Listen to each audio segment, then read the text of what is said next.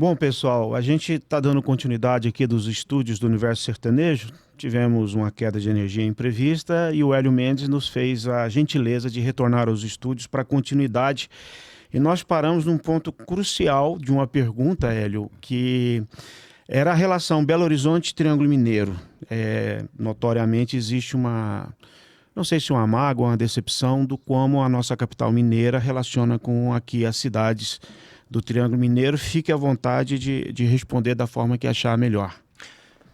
Bom, pergunta bem oportuna, né?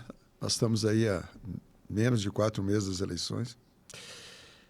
E a questão, eu acho que não é Belo Horizonte contra o Triângulo.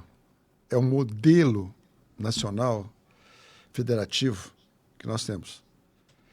Nós temos um estado com 853 municípios, onde 30% a 40% não tem sustentabilidade em termos de renda. Você coloca mais 40% que só tem uma cadeia produtiva, que essa cadeia, quando entra em crise, o município entra em crise.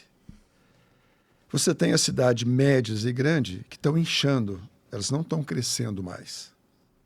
E eu não vejo exceção, tá? Sinceramente. A prova disso é a segurança hoje, que todas as pesquisas que nós fizemos, o Instituto faz pesquisa, não eleitoral, certo? É que aonde 70% da população do Triângulo Mineiro e do Estado de Minas acredita que tem problema de segurança no Estado e na região.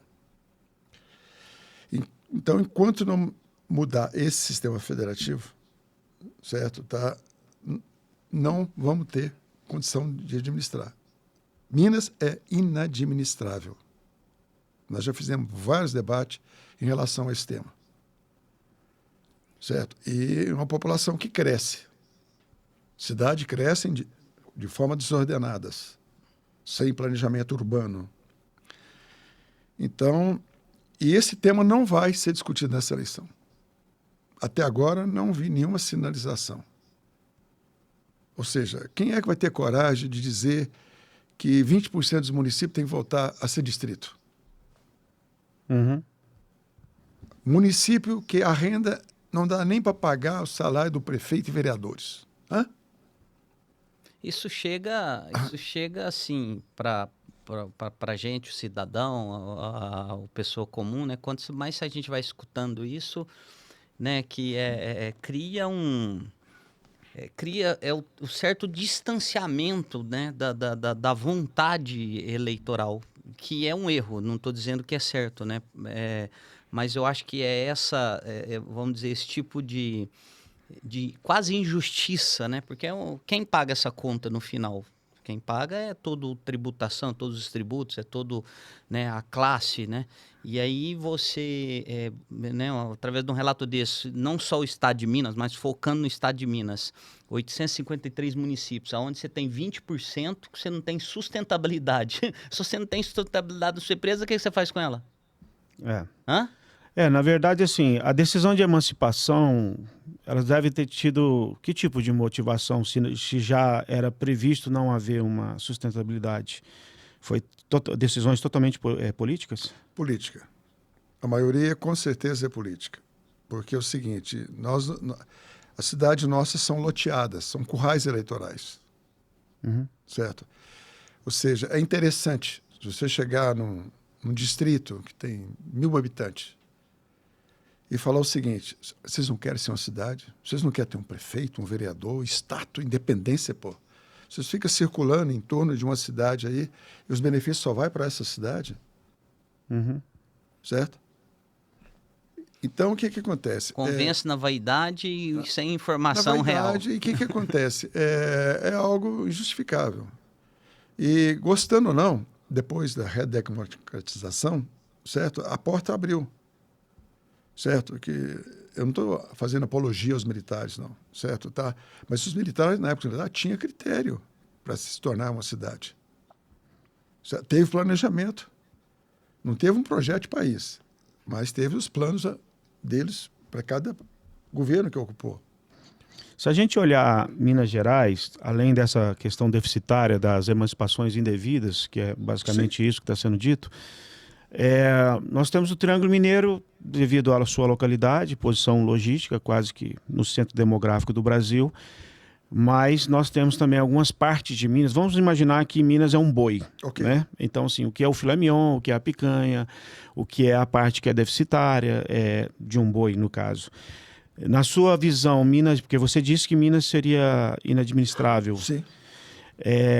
Então, assim, se a gente fosse fazer um diagnóstico de Minas Gerais, não só da questão da emancipação das cidades indevidas, no caso, de 20%, como é que você fatiaria o nosso estado?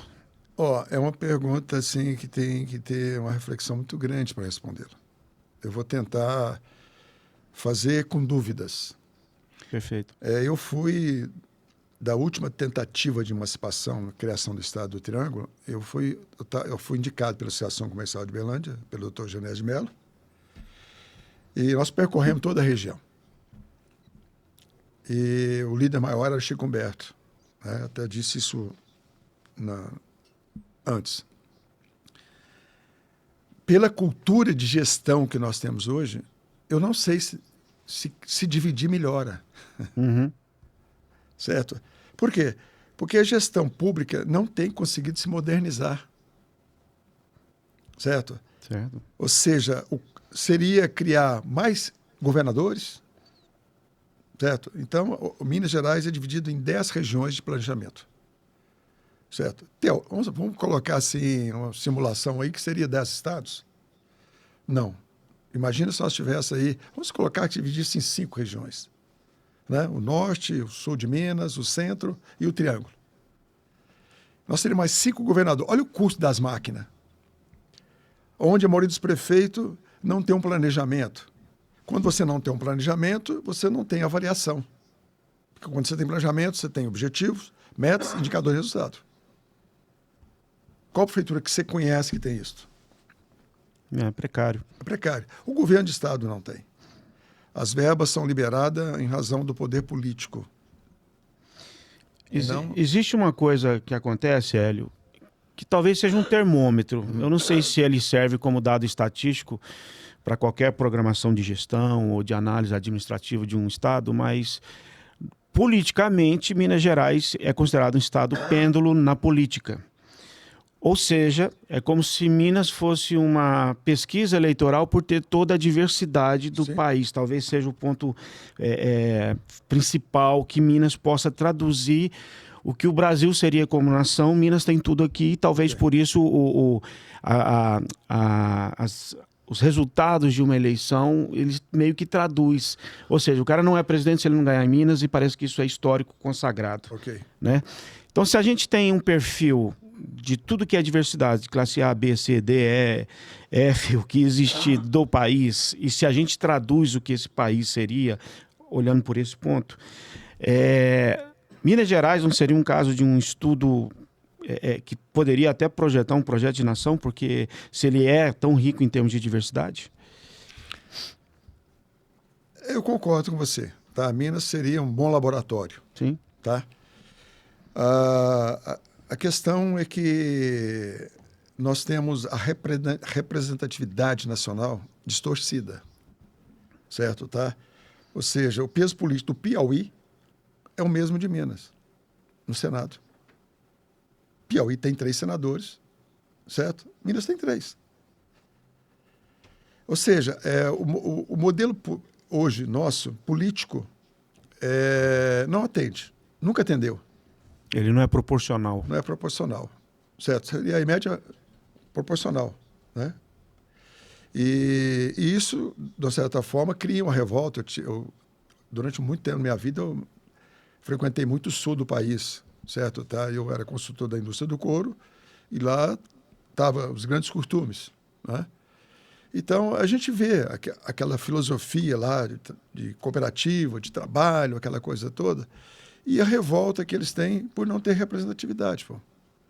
Você vê um Estado que poderia, a nível cultural, ser um padrão nacional. Certo? Minas é um laboratório, concordo com você. Mas um padrão cultural teria que vir de sul para cá. Uhum. Certo? Ou seja, não que eu estou diminuindo o nosso povo, de forma nenhuma. Eu tenho orgulho de ser mineiro, tá? Mas é uma realidade. Eu fiz um tempo atrás um pensamento nisso, né? Porque a gente vai... você, como eu te falo, como cidadão, como eleitor, você vai, às vezes, ficando distante da política por decepção, né? Você vai decepcionando, enfim, deixando isso. Mas eu acho que quase precisava de um JK voltar e falar assim, Brasília, nós vamos redistribuir ela aqui no centro, nas 4, 5 regiões existentes hoje. Então, acho que esse modelo aí tinha que de rever o modelo, o anel de Brasília, numa visão aqui, ela teria que ir para essas regiões, sul, sudeste, centro-oeste, norte e nordeste. E talvez remodecratizar essa situação de você ter o peso de Piauí, não sem desmerecer nenhum povo, gente, né? Adoro, tenho amigos de Piauí aí. Então, com esse peso político, né? E essa representatividade. Aí é o seguinte, volto a falar, nós estamos há basicamente 3 meses das eleições, né? E essa eleição está caminhando para uma psicose de massa, certo? Que é algo perigoso. O eleitor ficar sem consciência política. Ou seja, a metade ser esquerda e a metade ser direita.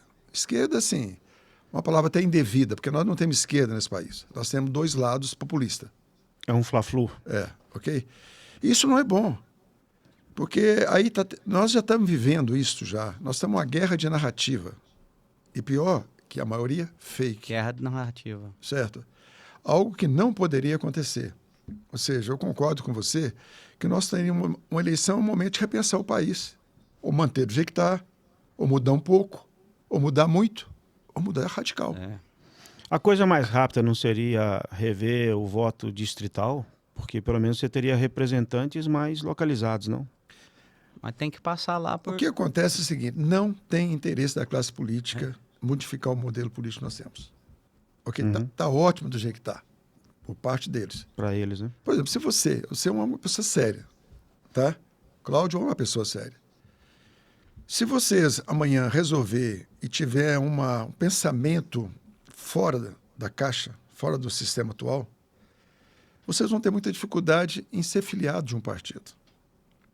E muito mais dificuldade ainda em ser candidato.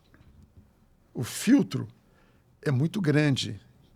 Ou seja, se não for de acordo com a liderança partidária, você não filia e muito menos é candidato de qualquer partido. Eu concordo. Quando eu falo essa visão de voto distrital, é aquilo o que é desejável e o que é possível. Sim. Como não há boa vontade, para mim já começa errado essa questão partidária. Okay. Porque o brasileiro não tem opção de votar em quem ele acha que pode o representá-lo.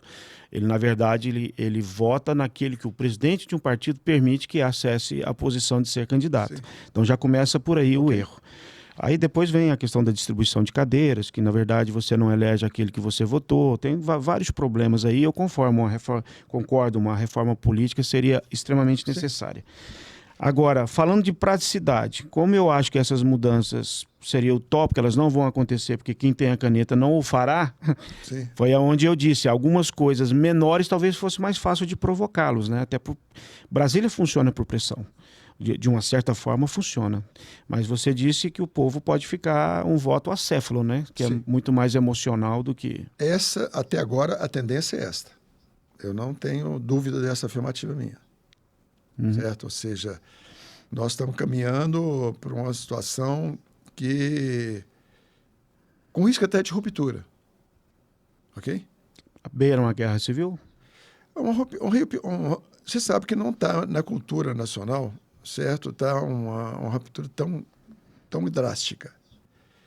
Mas os anos, né, me permite, eu estava com 12 anos, eu vi um quebra-quebra em 64, na cidade de Araxá, onde a população subia a Avenida Boa Vista ali, quebrando tudo.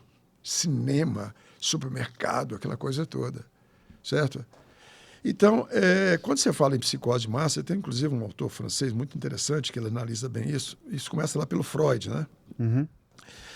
Que quando há possibilidade de ruptura, ninguém consegue dizer quando vai acontecer a data. Porque se fosse possível prever, não aconteceria. Entendeu? Sim. Na verdade, eu acho que está ligado, apesar dos estudos da mente, como Freud, isso está muito mais ligado ao instinto humano, né? A repetição.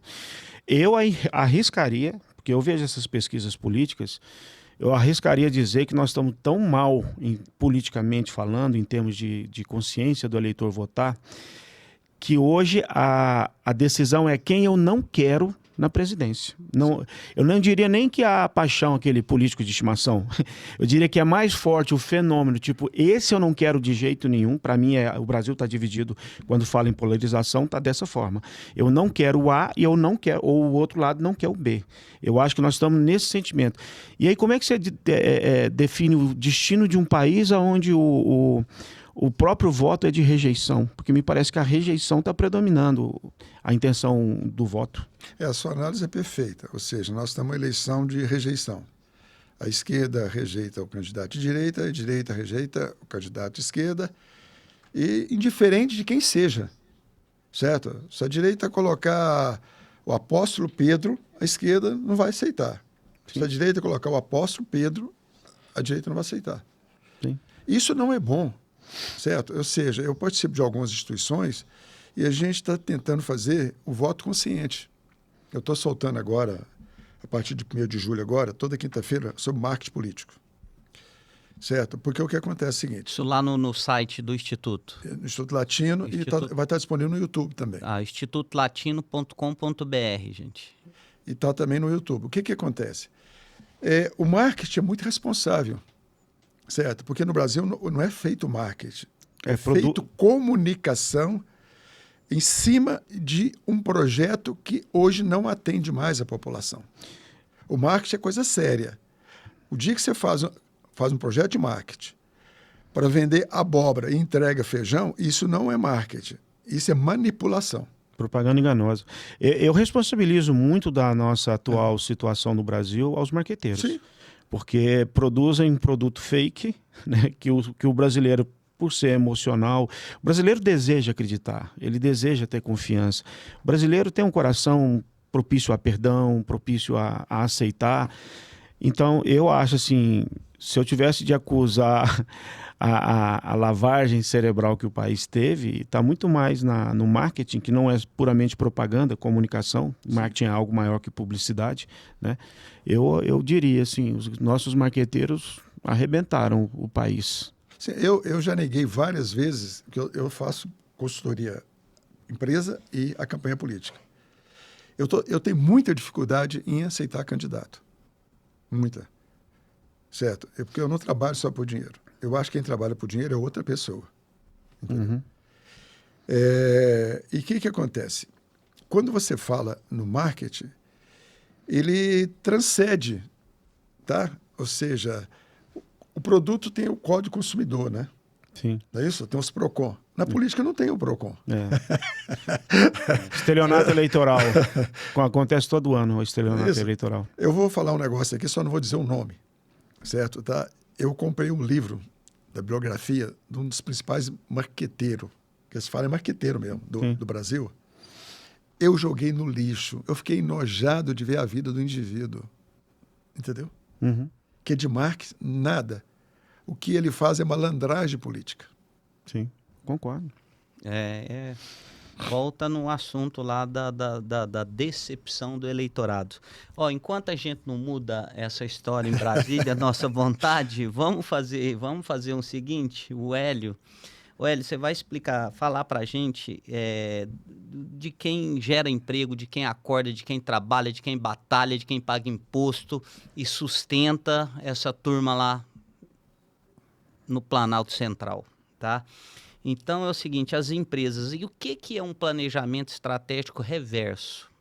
Como é que é? Bom, eu trabalho com planejamento há 40 anos, certo? E é minha paixão.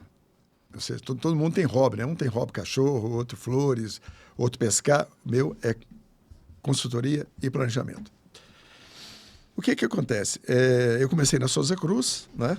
Aliás, no Itamaraty, Ministério das Relações Exteriores antes, depois na Souza Cruz.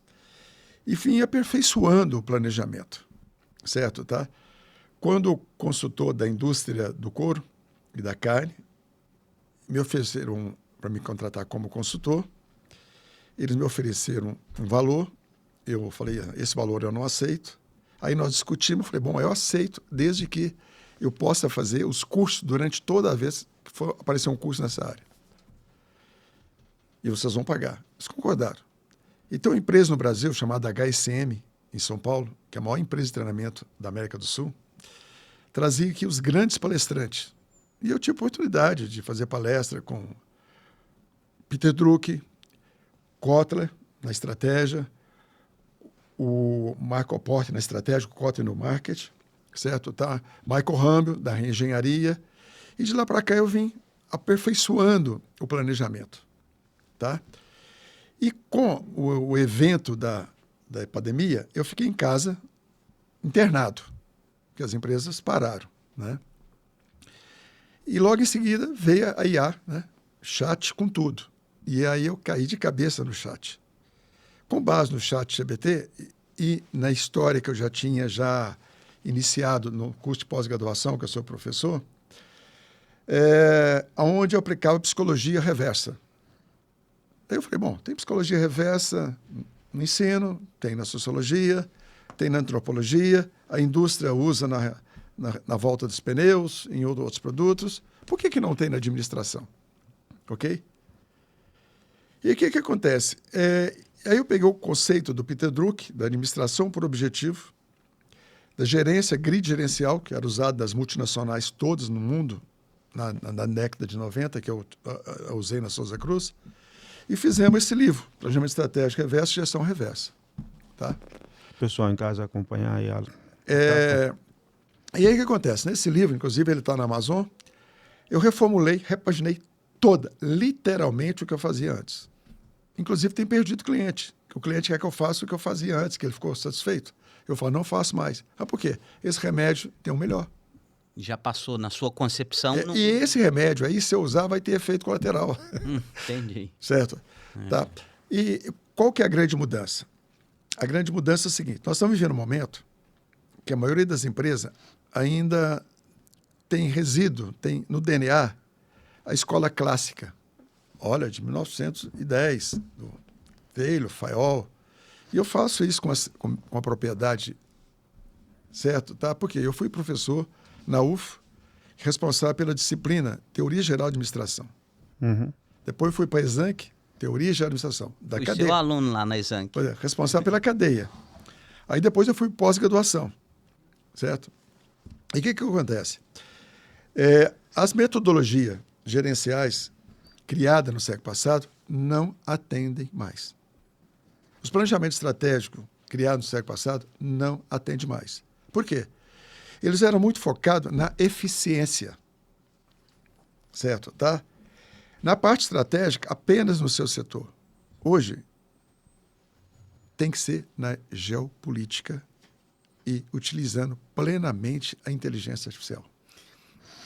Isso você está dizendo, só para entender e o público também entender. A gente está falando nesse novo planejamento, né, do planejamento estratégico reverso, para uma empresa de qual tamanho o faturamento, vamos falar isso, ou de funcionários, teórico, assim, em princípio, é para média e grande empresa.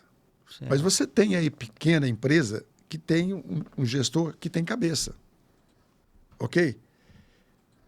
Se ele usar a metodologia antiga, ele jamais vai passar para a média. Funciona para ele ali. Funciona. Ele já aplica. Só que eu tenho que ser sincero. Se a pessoa não tiver um nível de conhecimento razoável em administração, ele não vai conseguir ler esse livro. Uhum. Ok? Tá? Porque ele é muito profundo em termos de discutir algo. Eu fiz recentemente, não posso dizer o nome, na empresa, qual que seria o nível de conhecimento que antes do planejamento estratégico, eu não fazia isso no modelo antigo. Hoje eu faço. Então eu chego na empresa, a primeira coisa que eu faço, eu analiso o nível gerencial. A matéria-prima, o ser humano. A cultura. Então eu verifico para ele qual o nível que ele conhece de conhecimento dele sobre geopolítica.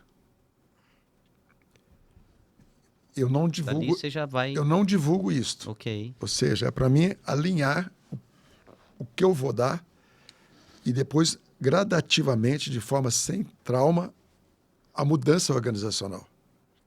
Certo? Porque é o seguinte, como que você vai... Por exemplo, no futebol, já estou usando geopolítica na Copa do Mundo, você deve estar vendo assim, a geopolítica está influenciando na Copa do Mundo, Sim. certo? Tá? Por quê? Porque já foi barrado juiz de outro país por questão ideológica, o número de pessoas para entrar nos Estados Unidos foi selecionado com base ideológica, certo? Isso é geopolítica, certo? Amanhã, se você for trabalhar por exemplo, em um país, e se você, de uma certa forma, trabalha em outro, esse outro pode questionar se você deve ou não trabalhar naquele país. Aí você fala, pô, mas isso aí é muito radical. Mas é realidade, certo? Segundo, é você fazer um planejamento, que eu já fiz N's, ouvindo só a cúpula da empresa, certo? A cúpula da empresa é que menos tem contato com o mercado. Sim, sim. Certo? Quem tem mais contato é aquele que entrega a mercadoria, você entende? É aquele que recebe a reclamação, certo? Tá? E esse indivíduo, ele tem que participar do planejamento. Os seus fornecedores é quem entende de matéria-prima. Eles pegam a matéria-prima e te entregam. Aí você tem que perguntar para eles, qual é a matéria-prima do futuro? Qual é a matéria-prima que está para vocês fabricar, que vocês estão pesquisando? Mas para que é isso? Uma pergunta aqui que eu faço agora, por exemplo, você tem uma empresa. A pergunta que eu faço para os seus fornecedores, o que a empresa do Cláudio não está comprando que os concorrentes estão comprando? Hã? Aí ele vai dizer. Aí ele joga na tela. Certo? Vou perguntar a ele, que é ex-cliente seu, por que ele saiu da empresa? Por que ele deixou de comprar de você? Vou jogar na tela. É um ciclo todo, né? Que se interligam, né? É o ecossistema da empresa. Certo? E a maioria das empresas não fazem isso. Fazem uma pesquisa de mercado mal feita, até porque, um assunto interessante, as pesquisas, tanto política como empresarial usada até hoje, são as mesmas padrão usado há 20 anos. E agora, nesse formato, o N, o Hélio, como é que, por exemplo, está introduzida a inteligência artificial, entendeu? Até que ponto, né? Porque já a média grande empresa, ela tem utilizado, né? Todo mundo praticamente tem aí, de empresa, tem tentado, de uma certa forma, extrair, né? Só que pesquisa recente está mostrando que a maioria que está usando não está tendo o resultado que esperava. Mas será por metodologia? Porque é o seguinte, primeiro, uma das coisas é que é caro. Certo? Segundo, você tem que, primeira coisa, organizar seus dados. Certo? Segundo, exige uma mudança de cultura. Sim. Certo? Muitas empresas estão usando a IA como usava o Excel. Você é do marketing, você tem seu Excel, você é da produção, tem seu Excel, você é do custo, ou seja, subsistema, que não se comunica, que não se falam. Certo? E aí o que acontece? Está simplesmente ajudando a aperfeiçoar o modelo antigo. Aonde a gente coloca nesse livro aqui, que é planejamento estratégico reverso e gestão reversa. Ou seja, são duas culturas que se casam. Porque hoje a pessoa planeja, mas existe uma distância da base, do operacional. Se você pode, eu já fiz esse teste várias vezes, você pode fazer se vocês ainda não fizeram. Quando vocês entram na empresa, não tem lá missão, visão, valores, essas coisas? Faça uma pesquisa na empresa para quem conhece aquilo ali. Pede explicação. Faz, vem cá, o que significa essa visão aqui? Quero estar, certo, dentro de 5 anos nas melhores empresas do Brasil. Pergunta ao funcionário lá. 90% vai dizer que não sabe o que e como. Isso é mais um protocolo de compliance ou de posicionamento diante do mercado que as empresas colocam no portfólio ali do site estático para dizer assim, acreditamos nisso, mas ele não tem efetividade realmente de escalar a empresa como um projeto, como um objetivo, né? Aí eu te faço uma pergunta. Se você tem 90% dos seus funcionários, da sua empresa, que não entende o que está naquele quadro ali, que não participaram nem na elaboração, não foi comunicado corretamente que é aquilo, eles estão remando contra ou está neutro. É decorativo essa missão, visão, valores na maioria das empresas. Agora, com a IA, facilitou muito você fazer essa aproximação. Que aí eu falo, aqui no livro, planejamento estratégico reverso e gestão reversa. São duas metodologias, certo? Tá? São irmãs gêmeas. Eu tenho uma curiosidade aqui, Hélio, porque no seu... Primeiro, faz muito sentido isso aqui, tem muita lógica no que você está falando, planejamento estratégico reverso e gestão reversa. Isso para mim faz total sentido, porque ela parte de uma realidade, né, para se fazer o planejamento futuro. Mas você opera nos dois polos, que são quase que com ideais diferentes. Por exemplo, a gestão pública e a gestão privada. Você opera nos dois polos. Sim. A gestão pública, ela gera o bem-estar coletivo, ao menos em tese, deveria. E a gestão privada visa lucro, visa resultado, ampliação, crescimento, enfim, adquirir vários valores, pontuar bem a marca no mercado. Tem várias coisas que envolvem essa questão chamada marketing, né? Do que são os esforços que a empresa faz para atingir o objetivo. Com objetivos tão distantes do que é público e privado, pelo menos pelo que deveriam ser, como é que você concilia isso em termos de lidar, ainda mais diante do nosso Brasil, onde os políticos não têm esse ideal do que é uma gestão pública cujo objetivo é coletivo? Bom, muito oportuna a sua pergunta, porque é o seguinte, na verdade, a empresa mais importante de qualquer cidade é a prefeitura. Sim. Certo? Certamente. Ela trata das atividades básicas, da sobrevivência da população. E elas, de uma certa forma, não têm gestão. Raríssima exceção. Há possibilidade, sim. Se o executivo bater o pé e falar assim, vai ter. Ok? E deu exemplo. Certo? Como na empresa privada também. A empresa privada funciona aquela que o dono, o executivo, fala assim, não, vai acontecer. Certo? Lógico que tem que ter, não é ser um ditador, não é nada disso, é ter habilidade de gestão. Porque a maioria dos nossos gestores não são líder. Eles não sabem motivar.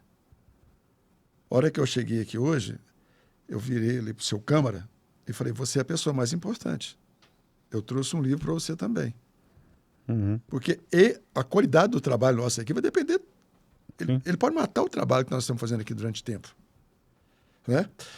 Eu tive na Ásia, e numa reunião na empresa calçadista, e na recepção eu fui recebido, junto com o empresário, entramos para falar com o dono da empresa, a secretária entrou junto, sentou na mesa. Eu até estranhei aquilo, né? Primeira vez que eu vi uma secretária sair lá da frente e sentar junto com a gente.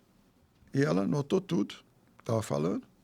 Ó, que terminou a reunião, o dono da empresa falou, distribui para a equipe aí, põe para executar. Ela é uma secretária gestora. Ou seja, a secretária é o primeiro contato que você tem com uma organização.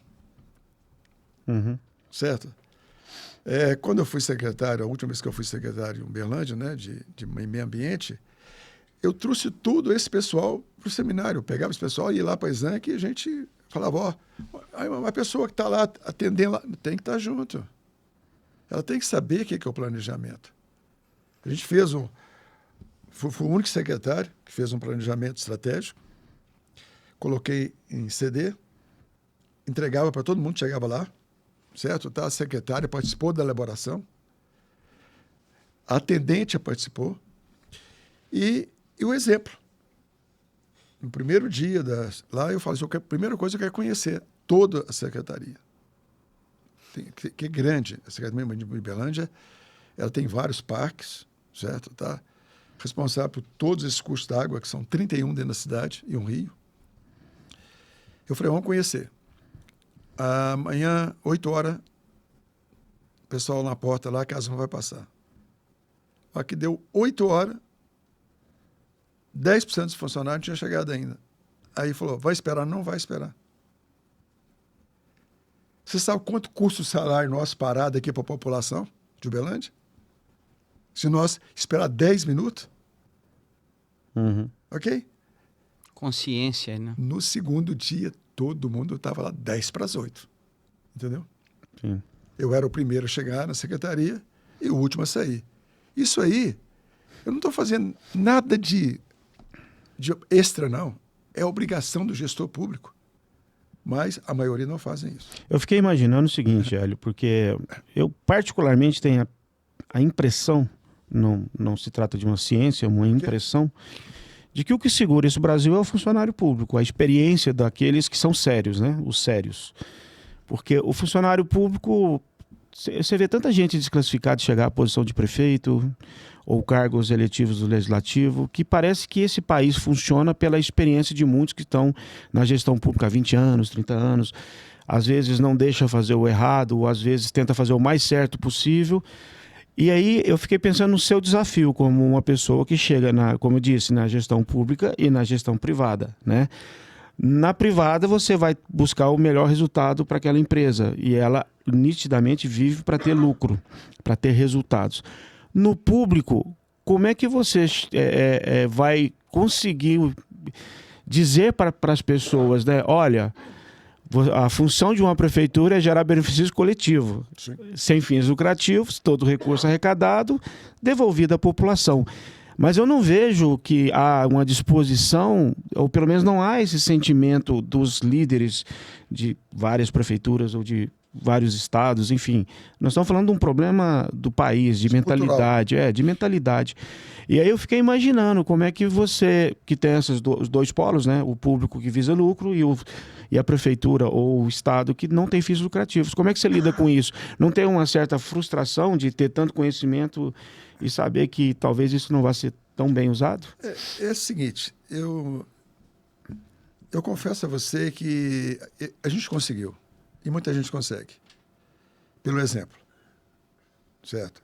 Você não tem como virar para o seu filho com um cigarro na mão e falar, meu filho, você não pode fumar.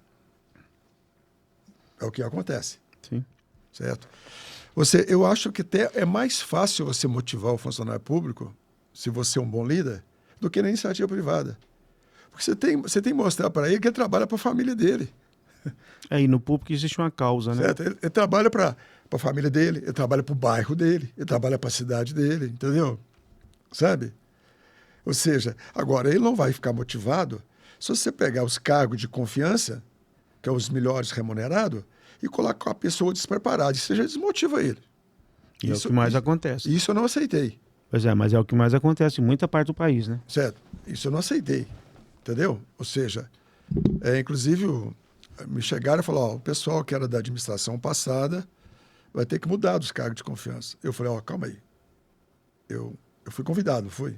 Vocês querem resultado meu? Quer. Então eu vou avaliar cada um deles. Mudou um só.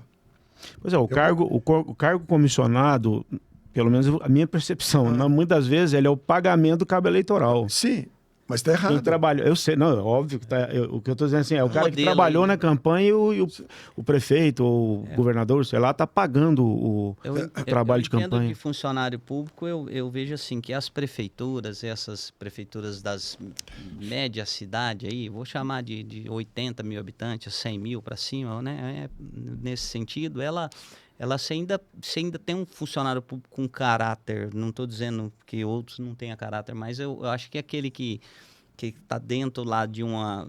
Alguns ainda abraçam a causa. De uma autarquia em Brasília, numa instituição de maior porte, entendeu? E ele... essa motivação que talvez seria essa dificuldade, né? Nesse sentido aí que eu vejo. A minha questão é ele como a pessoa missionária a pregar quase que num deserto, devido à falta de exemplo do político, não é dos funcionários. Essa motivação. Pega o suco para mim. Aonde você pôs a mão, Você contou a história, né? Ó, Ó, esse aqui é o nosso patrocinador, ó. Esse é Eu tô com sede aqui, Palmar. um suquinho uma- direto da laranja para Rapaz, vai ter que invase. trazer mais, porque esse homem bebe suco, vai dar prejuízo. esse suco é muito bom mesmo. O que acontece? Em toda feitura, você tem ótimos funcionários públicos. Minha mãe foi funcionária pública exemplar. Ela era do Estado. O que acontece é que grande parte desses ótimos funcionários, eles são desmotivados por falta de exemplo do que acontece, às vezes, dentro do órgão público. É o exemplo do cigarro lá, né? Ou seja, como que um ótimo funcionário público, cara motivado, passou no concurso, está lá, estuda, certo? Coloca um chefe para ele, porque trabalhou na campanha. E desqualificado. Porque quando coloca qualificado, sem problema. A motivação, né? Certo? Mas Sim. quando coloca, e quando ele, por exemplo, como é que ele vai exigir que o funcionário entra no horário se o cara chega lá a hora que quer? Entendeu? Perfeito, perfeito. Ou seja, a secretária chegou e falou, Hélio, você tem alguma coisa aí para pagar aí da sua casa aí? Conta essas coisas? Eu falei, por que você está perguntando? Não, que eu continuo aqui, paga do pessoal aqui. Eu falei, não, calma aí. O quê? Tem funcionário que paga a conta do secretário? Esquece isso. As minhas contas, quem paga sou eu. Certo? Quem me busca Não é em a casa... função, né? Quem me busca em casa, ninguém me busca em casa. É meu carro que tem aqui. Certo? Fere a LIMP, Cultura, inclusive, que é constitucional, né? Hã? Fere a lei da LIMP, que é constitucional, Sim. impessoalidade. Certo. Eu proibi na época, certo, tá, que funcionário não poderia prestar serviço fora o serviço que ele ia aprovar dentro. Hoje pode, né? Na época não podia. Hoje a mulher de ministro pode, né? Então o que acontece? Na época não podia, aí eu proibi. Certo? Falei, não dá mais. Esquece isso. Se vocês prestam serviço lá fora, o projeto lá vocês não podem aprovar aqui dentro. Ok. Você também publicou um artigo, a gente estava olhando seu site lá, né? Quem quiser olhar o site dele, o institutolatino.com.br, e você também disse o fim do peão. O fim do peão agora na era da inteligência artificial. O que é que se traduz? Bom, é o seguinte, essa é uma série, né? Que ainda o último capítulo é na próxima quinta-feira, são 4 capítulos. É que a gente fez várias séries. Fevereiro e março foi sobre geopolítica, depois sobre o conselho de administração, depois foi o gestor reverso, certo? Tá? E agora o funcionário de chão de fábrica, o chão de armazém, ou operacional na época da IA. Até a gente comentou antes, né? Que já existe, né? Que parece brincadeira, mas é verdade, que tudo tende que as empresas vão ter 3 tipos de pessoas. O dono, o funcionário que entende IA e o robô. Ou seja, já está crescendo o número. A China deve ser, no próximo ano agora, não sei quantos milhões de robôs já. Robô na construção civil, robô no agronegócio, certo? Tá? Então, o que acontece? Quem não entender, o pessoal de chão de fábrica, ele não, que vai manter, é aquele que vai controlar o robô. Certo? É aquele que vai gerenciar a IA. Como hoje já acontece na área dos call centers. Call center nos Estados Unidos, que tinha 10 mil funcionários, hoje tem 100. Esses 100 simplesmente controlam as IAs. Certo? A inteligência artificial, ela está apenas começando. Pois é, professor, nessa cadeia, o braçal não vai ser o último a ser atingido, porque quando a IA ela é digital, a não ser que ela tenha acesso a uma robótica com boa capacidade de materializar o que a inteligência produz, talvez o braçal seja... quem está morrendo nessa cadeia aí, para mim, é quase que o cérebro da empresa. No caso do que ela pode, de processamento, informação correta, capacidade de velocidade de traduzir isso em gráfico, ou em posicionamento, ou direção de decisão para uma empresa. As IAs, até pelo que eu acompanho, eu acho que a grande dificuldade dela é que ela não vai ser tão efetiva enquanto ela não tiver a robótica conectada. Aí é a teoria da Skynet, né? Quando ela tiver força real de de tornar o que é digital material, aí sim a cadeia mais baixa da sociedade, que é o braçal, e eu acho que é nesse momento que ela vai ser mais atingida. Ou o senhor acha que não?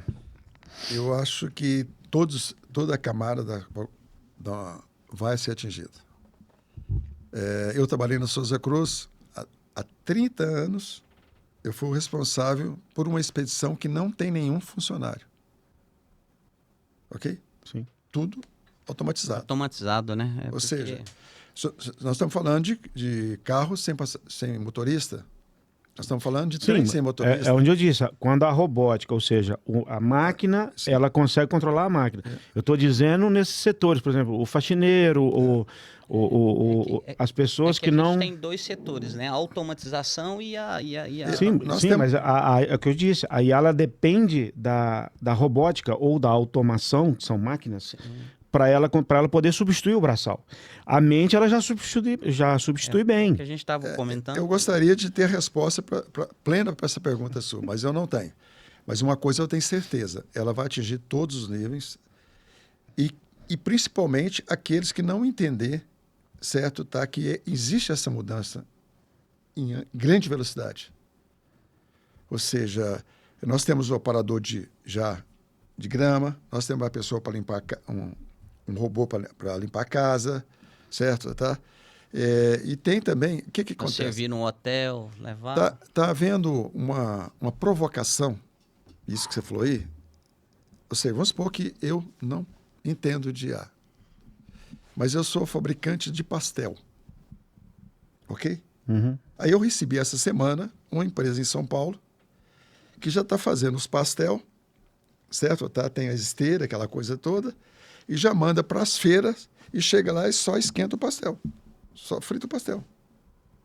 Ou seja, a pessoa da feira, que tinha 5 funcionários, só tem 2. Entendeu? Sim. Ou seja, a IA está provocando nós sobre o modelo mundial de organização. Certo? E quando então eu te falei esse negócio do pastel, aí você fala assim, vem cá, o que eu posso fazer que esse pessoal do pastel faz? Porque já tem padaria que já faz isso. Uhum. Já tem pessoa em Uberlândia que faz pão e distribui. E depois só esquenta, como se fosse uma padaria. Na verdade, ela é um esquenta-pão. Sim. Tudo está interligado entre robótica, inteligência então, artificial, enfim. No meu caso, na minha profissão, que é na área de planejamento estratégico e gestão, eu disse antes, 80% do que eu fazia, o cliente não precisa de mim mais. Ele vai fazer. Eu estou correndo atrás para segurar os 20%, porque esse vai ser difícil de substituir. Que é toda a experiência de 40 anos de mercado, certo? Tá? De intersetorial, certo? Tá? Que eu olho e já sei o que está acontecendo. Eu não preciso fazer pesquisa em muitas situações. Por isso que eu disse, os mais intelectualizados são os primeiros a ser atingidos. Sim. Porque ela, pelo próprio nome, inteligência artificial, ou seja, é uma inteligência. Os primeiros a sentirem o baque, não é que não... São provocados. Para mim, a primeira cadeia que cai é a de cima. Todos vão ser atingidos, mas o que eu estou dizendo é que parece que ela começa pelo topo de cima. Principalmente quando ela tiver a rede neural personalizada a cada empresa. A hora que você tiver uma rede neural que personaliza, entende a realidade, né, daquele setor, seja pequeno, médio ou grande, aí sim. Porque a IA tem alguns problemas hoje. Questão de inteligência, de inteligência não, a questão de energia para ela funcionar com a capacidade total. Isso é sério. Questões de cache, capacidade de armazenamento, porque ela acaba tendo que distribuir com todo mundo, porque ela já entrou atendendo globalmente, mas então tem que usar o cache local, aí tem algumas restrições de leis, né? Se pode invadir ou não a máquina do cara, etc. Agora, para mim, primeiro cai a cadeia de cima, não vou dizer que é o CEO, mas cai os intelectuais aqui. Tanto que o senhor já tirou 80% do seu. Sim. E às vezes de um funcionário, quando tira é 100%, quando é o de baixo, mas não tira todos, porque ela não tem a automação ou a robótica. Okay. Agora eu vou emendar numa pergunta mais humanizada, porque eu acho que o final é humano. O final é a gente como pessoas do que toda essa história nos leva. Uma vez completo o ciclo, a IA inteligente, a IA capaz de assumir 100% do que o ser humano faz, existe um ponto que talvez ela não consiga, e para mim é uma aposta, eu queria ver se o senhor concorda com isso, partes sentimentais, amor, fraternidade, empatia, talvez ela não vá conseguir fazer tão bem como humano. O nosso destino seria, uma vez o ciclo concluído, seria gente cuidando de gente? Isso aí eu acho que a grande preocupação, inclusive, até do Papa. Ele fez agora um comentário sobre isso. Que nós estamos caminhando para uma situação muito delicada. Por exemplo, quando você... a maioria das casas hoje, certo? Porque a coisa aconteceu na época... Eu sou da época do fogão de lenha, tá? Uhum. Que a família se reunia em torno do fogão de lenha. E aí contava a casa, contava da família. Ó, se aquele parente seu que está doente, nós precisamos visitar, fulano casou, você entende, tá? Hoje você chega numa casa, tá o pai, a mãe e o filho com o celular na mão. Você chega no barzinho, um casal de namorado conversando um com o outro com o telefone, certo?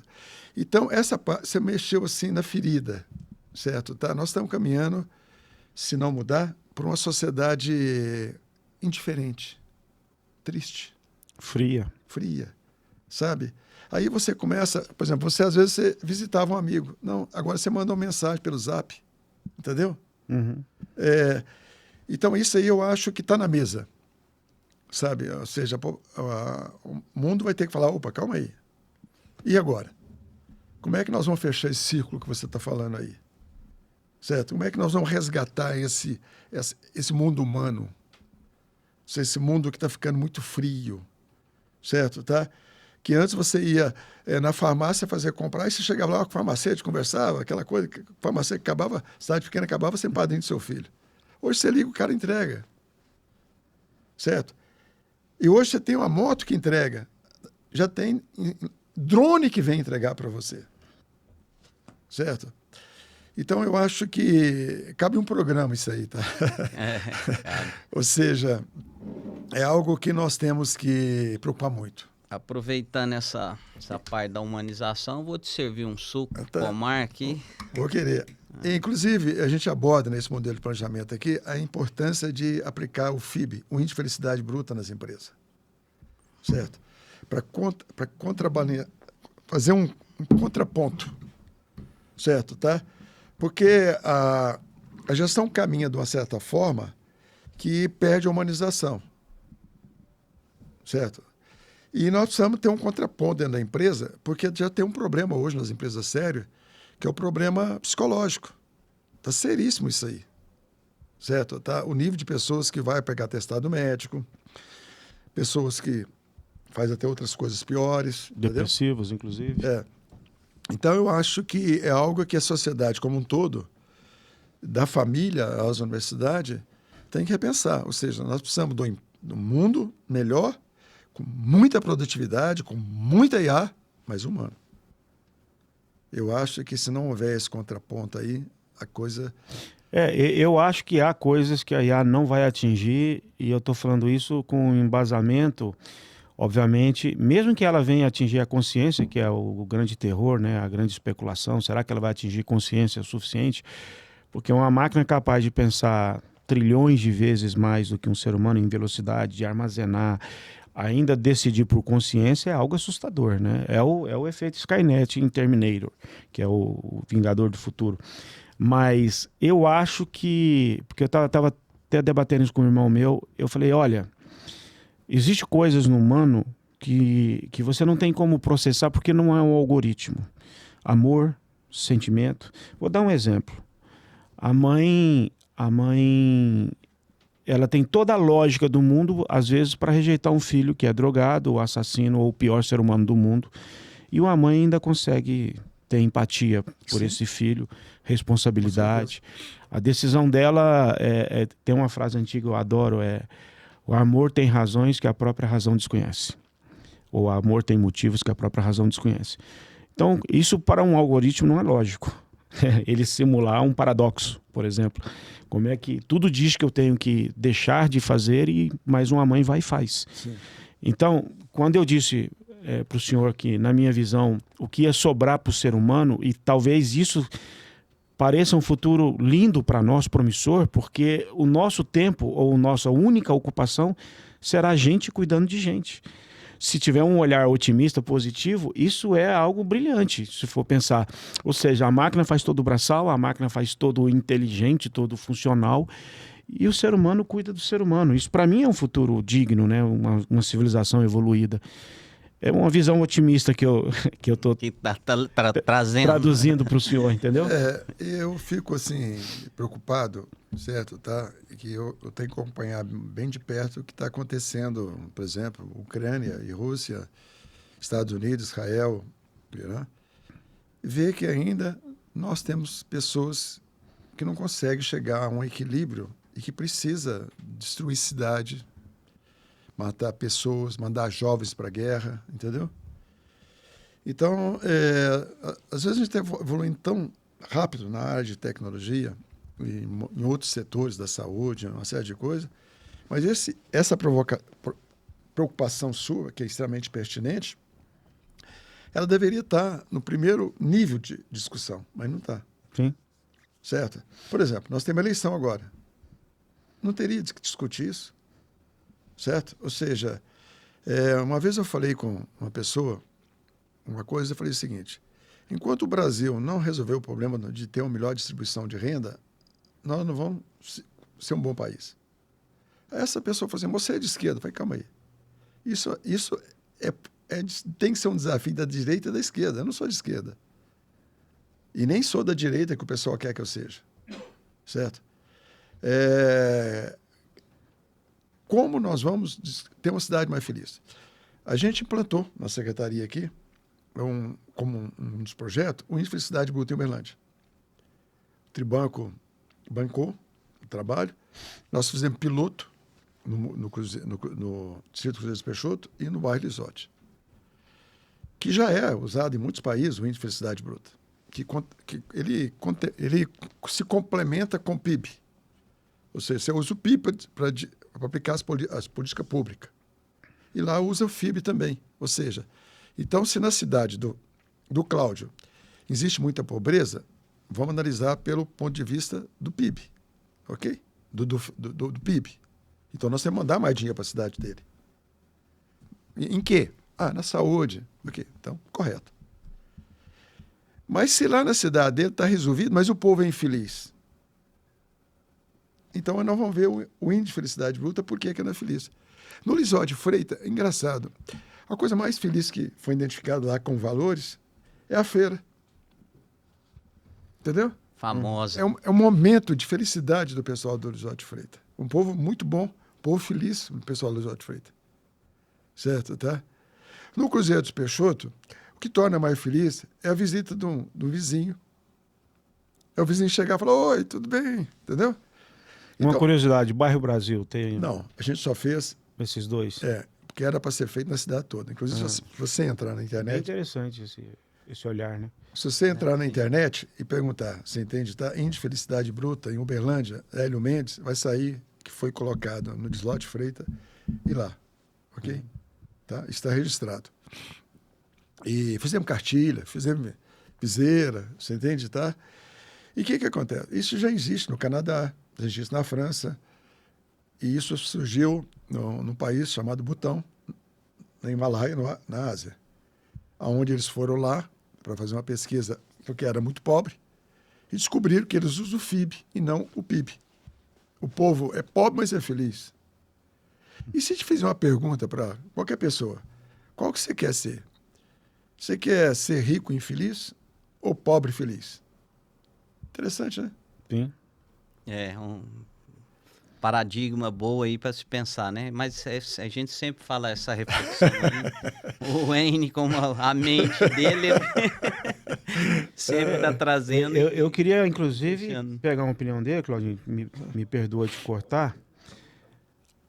Eu gosto muito da questão de olhar para o futuro, sabe? E pensar o que vai ser da humanidade. Tem uma coisa que eu discuti com um tio meu, é tão polêmica que eu nem vou falar o nome dele, mas na avaliação dele o mundo comportaria 500 500 mil pessoas, na visão dele. Nós somos 8 bilhões. Não, 500 milhões de pessoas. E nós somos 8 bilhões de pessoas. Como o senhor fala de gestão, de como lidar com ecossistemas inteiros, onde o humano e o resultado fluem, né, com um fluxo natural, o melhor possível. Na visão do senhor, nós atingimos um ponto onde 8 bilhões são capazes de dobrar em muito pouco tempo. Inclusive, existe uma teoria da conspiração aí, da Agenda 2030, né, de que há uma conspiração, que o mundo vai ter que reagir. Existe a conspiração de que algumas empresas de farmacêutica ou grupos de poder no mundo visam matar boa parte da humanidade. Teve a especulação que na pandemia seria um objeto assim. Eu estou falando que o pessoal da internet está acostumado, sim. Okay. Tá acostumado com essas coisas, né? Mas existe uma reflexão real. Nós somos 8 bilhões de pessoas capazes de reprodução. Para o senhor, o planeta Terra comporta o quê? O quanto? Ontem mesmo a gente teve o Marcelo Prato falando do desafio de ter que aumentar 40% de aumento da produção nacional brasileira para suportar o crescimento populacional, que havia um estudo em relação a isso. O senhor entendeu o tamanho do BO que eu tô passando a pergunta, né? Eu acho o seguinte, se você olhar o mapa mundi, tá? Você vai notar que a população ocupa muito pouco espaço. Sim, espaço certamente tem. E que a tecnologia, por exemplo, quando surge um problema, geralmente existe uma doença, existe o remédio. Uhum. Eu vejo que o problema não é na quantidade de pessoas, certo? Voltamos ao tema, na responsabilidade do gestor. Quando a gente estava naquele movimento de emancipação, a gente visitou um prefeito de Uberaba, Hugo Rodrigues da Cunha. Aí perguntamos, e aí, prefeito, como é que o senhor está? Ele falou, eu luto para Uberaba ser a cidade que não passe de 500 mil habitantes. Certo? Aí eu falei, por que, prefeito? Né? A gente estava lá tomando café, aquela coisa toda. Ele falou, porque com os recursos que nós temos condição de ter uma cidade boa se ela tiver apenas 500 mil habitantes. Porque quando a cidade cresce, às vezes, se você fizer um estudo design urbano de uma cidade, às vezes não é interessante crescer. Certo? Vamos supor, à medida que você permite uma cidade crescer depois do anel viário, você já sabe que você vai ter problema. Ok? Uhum. Tá? Então, o que acontece? A cidade tem que discutir o que ela quer ser. O Estado tem que discutir o que ele quer ser. O país tem que discutir o que quer ser. Certo? Ou seja, nós temos, por exemplo, a região norte. A região norte basicamente não é habitada. Certo? Ao mesmo tempo, falta água no Nordeste. Precisava. Dentro de um planejamento democrático, lógico, certo? Tá? Não seria necessário fomentar as áreas mais vazias, onde tem recursos naturais e que permite melhor qualidade de vida? Sem sombra de dúvida. Ok? Então, eu acho que a preocupação com o mundo, ele deveria ser onde você colocou muito bem, a preocupação com o ser humano, e ela depende muito da ocupação do solo territorial, certo? Que eu acho que as grandes mentes deveriam pensar nisso, ou seja, como tratar isso. Mas para a gente não ir muito longe, a gente tem que discutir isso a nível do nosso estado. Nós vamos ter uma eleição agora. Que país nós queremos? Qual o candidato que poderá chegar a um país que nós queremos? Qual é o deputado que nós temos que pensa assim? Qual é o senador que, de fato, que é a figura do senador é o Estado? Certo? Do deputado, ele pode ficar em parte na sua região, em parte, hein? Uhum. E alguns só ficam em algumas cidades, onde tem voto. Então, nós temos que começar a cobrar nessa eleição agora. Desculpa eu estar insistindo muito nessa eleição, que eu acho que é oportuno. Sim. Certo, tá? Que nós temos uma eleição pela frente, nós temos que começar a discutir que cidade a gente quer, que região a gente quer, que estado a gente quer. Eu não sou candidato a nada, né? Certo? Parece até que eu estou fazendo aqui um palanque, né? Longe disso. É porque o programa de vocês é um programa sério, tem um bom ouvinte, tem um segmento bem definido, e eu acho que o agronegócio está sofrendo por falta de representação que tem a leitura que nós estamos discutindo, uma leitura maior. Certo? Ou seja, a região nossa, o que a região nossa está precisando? De fato. Por que Uberaba não tem projeto com Uberlândia? Por que Uberlândia não tem projeto com Araguari? Por que as cidades não se comunicam? Está errado, pô. Você imagina se nós estivéssemos fazendo um programa agora, certo? Tá, que a gente não se comunicasse, ficasse, muda um por outro. Interligação muito importante, né? Que nós falamos isso. Heine, eu agradecer o Hélio Mendes, essa retomada aqui. Hoje nesse papo aqui falamos do planejamento estratégico reverso, né? Falamos dos desafios da política, falamos da inteligência artificial, né? E o que mais? Nós falamos? A gente deu um pouco de política também, um pouco de visão, um pouco de humanidade. Trouxe, né? Eu deixo o convite, Hélio Mendes. É muito agradável essa discussão. O convite é para o senhor voltar outras vezes para a gente continuar, porque eu acho que tem muita coisa ainda em aberto. Eu gostaria de contar com a sua experiência para a gente dar sequência. Bom, para mim, como sempre, né? Discutir o problema do Brasil. O problema da região, certo? Tá? Eu levo muito a sério isso, porque a minha preocupação, principalmente depois que eu tenho 4 netos, a gente precisa passar um país melhor. Redobrou, né? Dos filhos para o neto agora. Porque a minha geração recebeu um país bom, hein? É sério, né? Responsabilidade. Certo? E o país agora está num alto nível de incerteza que me preocupa muito. Preocupa a todos, certo? E nós somos responsáveis por isso. Eu não passo procuração em branco para os meus representantes. Eu passo procuração com reserva, certo? E esse é um momento sério da humanidade e principalmente do Brasil. E nós, hora nenhuma aqui, colocamos nada ideológico, né? Porque eu acho que a ideologia hoje no Brasil está dificultando o seu desenvolvimento. O senhor falou uma palavra-chave. É nossa responsabilidade passar um mundo melhor do que recebemos. Com certeza. Se resume a isso. Muito obrigado, gente. Vamos para a próxima. É isso aí.